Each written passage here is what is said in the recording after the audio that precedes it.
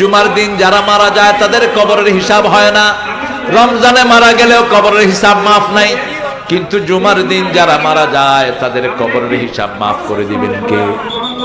এখন আল্লাহর কাছে দোয়া চাইবেন কিভাবে মরতে হবে। আল্লাহ দোয়া শিখিয়েছেন, পড়েন রব্বানা, পড়েন রব্বানা।